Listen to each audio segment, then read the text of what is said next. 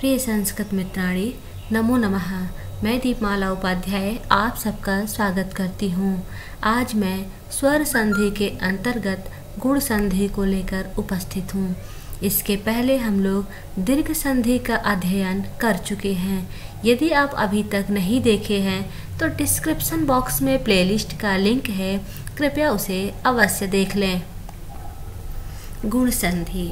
गुण संधि का सूत्र है आद गुणः।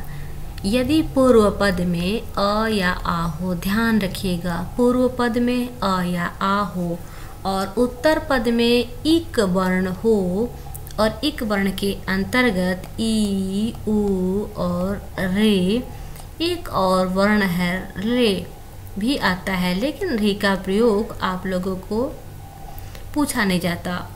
तो इक में ई, उ और री हो तो वर्णों का मेल होकर क्रमशः ए, ओ और अर हो जाता है। क्रमशः अर्थात अ और आ के साथ यदि ई का मेल होगा तो ए बनेगा, अ और आ के साथ यदि उ का मेल होगा तो ओ बनेगा और री का मेल होगा तो अर बनेगा।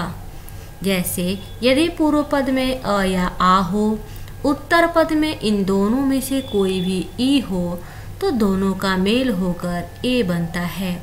यदि पूर्व पद में अ या आ हो, उत्तर पद में दोनों में से कोई भी उ हो तो मेल होकर ओ बनेगा। यदि पूर्व पद में अ या आ हो, उत्तर पद में से री हो तो अर होगा। तो पहले हम लोग ए के उदाहरण को देख लेते हैं। जैसे महा, धन, ईसह, तो पूर्व पद हो गया महा और ईसा हो गया उत्तर पद। महा, हा में आ है और ईसा का ई अर्थात आ और ई मिलकर के ए बना। तो जहाँ पर मेल होगा वहीं पर हम ए की मात्रा का प्रयोग कर देंगे, अर्थात आ और ई इन दोनों को हटाकर वहाँ पर हम ए लिख देंगे। तो हो गया महेश। दिन, धन, ईसह, दिन में अ है, दिन, धन, ईसह, तो दिन न में अ है और ईसह का ई मिल करके ए हो गया, अ और ए मिल करके ए बन गया, हो गया दिनेशः। रमा, धन, ईसह, रमा का आ और ईसह का ई मिलकर बन गया ए, रमा, आ और ई मिल करके ए हो गया। देव, धन, इंद्रः, देवेंद्रः, देव और इंद्र, व का अ और इंद्र का ई मिल करके बन गया ए, देवेंद्र। महाधन, इंद्र, महा का हा का आ और इंद्र का ई दोनों मिलकर बन गया महेंद्र। इस प्रकार से हम देख रहे हैं कि यदि पूर्व पद में अ या आ है और उत्तर पद में ई है तो इन दोनों के स्थान पर, अर्थात इन दोनों को हटा देंगे और इनके स्थान पर हम ए का प्रयोग कर देंगे। अब हम ए का प्रयोग ही क्यों करेंगे, या फिर अ या आ होने पर ओ, अ आ के साथ उ को मिलने पर ओ का प्रयोग क्यों करेंगे। तो अ का उच्चारण स्थान या आ का उच्चारण स्थान होता है कंठ, अकुह विसर्जनीय नाम कंठः, और ई का उच्चारण स्थान होता है तालु।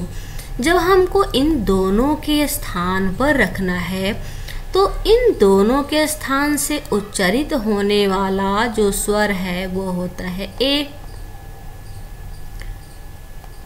एदतोह कंठ तालु होता है, इसलिए हम ए का प्रयोग करते हैं। अब देख लेते हैं अ और आ के साथ जब उ मिलता है तब क्या हो जाएगा, ओ बन जाता है, अर्थात उसके स्थान पे रखना है। जैसे सर्वधन, उदय, सर्व, व में अ और उ मिल करके अ और उ के स्थान पर ओ हो गया सर्वोदय। सूर्य, धन, उदय, सूर्य का अ, उदय का ओ मिलकर सूर्योदय हो गया। परधन, उपकार, परोपकार, हित, धन, उपदेश, हितोपदेश। दिन, धन, उदय, दिनोदय, चंद्रधन उदय चंद्रोदय, नवधन उदय नवोदय। अर का देख लेते हैं। यदि अ और आ के बाद री है तो उसका अर होता है, जैसे राजा आ के साथ री मिला राजर्षि बन गया। सप्तधन ऋषि सप्तर्षि, देवधन ऋषि देवर्षि, ब्रह्मधन ऋषि ब्रह्मर्षि। इस प्रकार से यहाँ हम देख रहे हैं कि यदि पूर्व पद में अ और आ है, उत्तर पद में ई है, तो अ आ के स्थान पर अ आ धन ई के स्थान पर ए हो रहा है।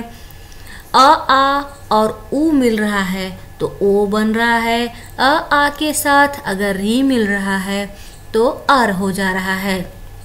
और भी संक्षेप में देखें तो जहाँ भी ए की मात्रा लगी है, ए और ओ की मात्रा है, उसे आप गुण संधि समझिए। जैसे महेश, दिनेश, सुरेश, रमेश, देवेंद्र, महेंद्र, सुरेंद्र, जिस पर भी ए की मात्रा लगी है वह गुण संधि का उदाहरण है।